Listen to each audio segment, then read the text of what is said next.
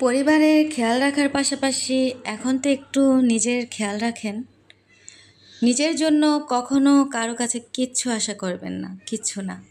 কাউকে কিছু দেওয়ার মতো সাধ্য কি আর মানুষের আছে? ভাগ্যে যা আছে তাই মেনে নেবেন, তবে দোয়ার পরিবর্তে ভাগ্য পরিবর্তন হয়।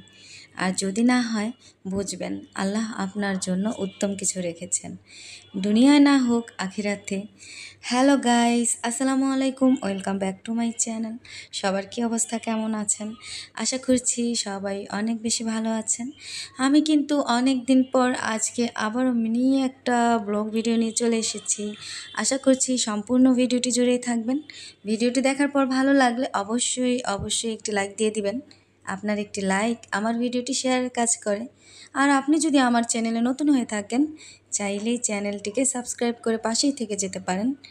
আর আমার চ্যানেলের নিত্য নতুন ভিডিও পাওয়ার জন্য বেল আইকনটিতে অবশ্যই ক্লিক করে রাখবেন। এতে করে আমার ভিডিওগুলো আপনার কাছে পৌঁছে যাবে, আপনি তা সময় সুযোগ মতো দেখে নিতে পারবেন।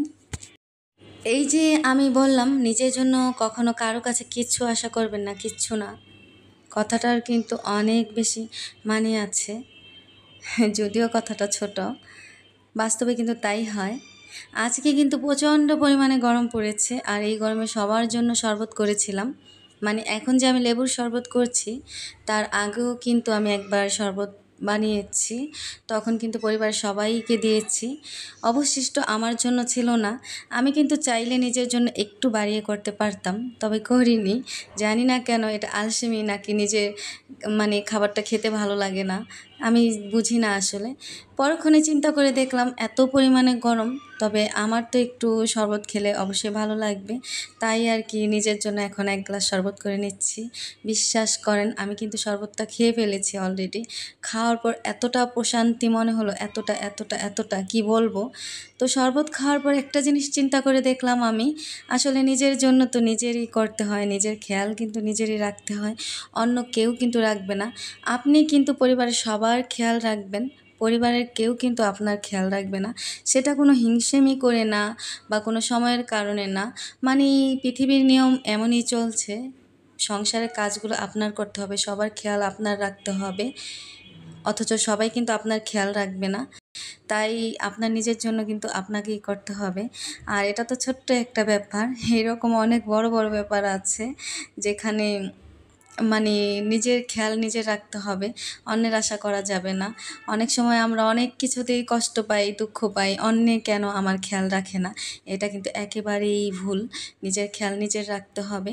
আর যে জিনিসটা আপনি মনে করেন যে নিজের জন্য পাচ্ছেন না, ওই জিনিসটা আপনি আল্লাহ তাআলার কাছে চাইবেন।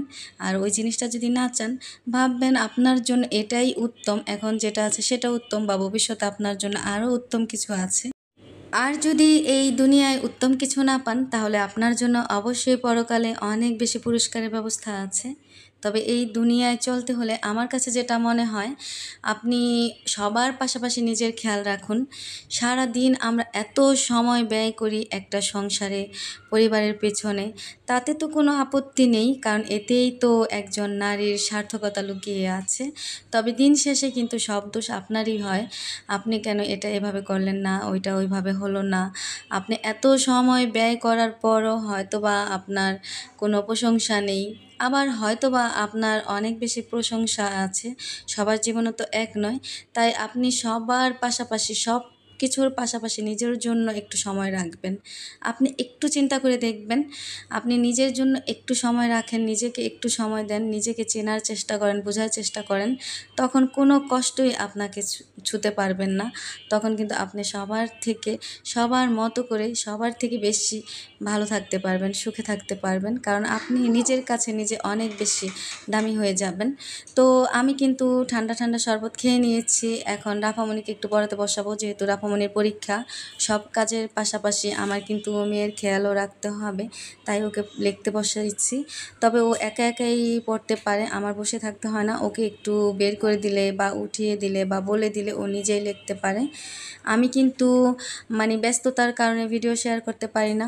সব সময় চেষ্টা করি ভিডিও ঠিকঠাক মতো শেয়ার করব, কিন্তু পারছি না। ইনশাল্লাহ তবে কন্টিনিউ করার চেষ্টা করব। আশা করছি আপনারা সবাই আমার পাশেই থাকবেন, আমিও ইনশাল্লাহ আপনাদের পাশে থাকব। আমি কিন্তু ভিডিওর একেবারে শেষে চলে এসেছি, তাই বিদায় নিতে হবে আজকের মতো। আপনারা সবাই অনেক বেশি ভালো থাকবেন, সুস্থ থাকবেন, নিজের অনেক বেশি খেয়াল রাখবেন। আল্লাহ হাফিজ, আসসালামু আলাইকুম।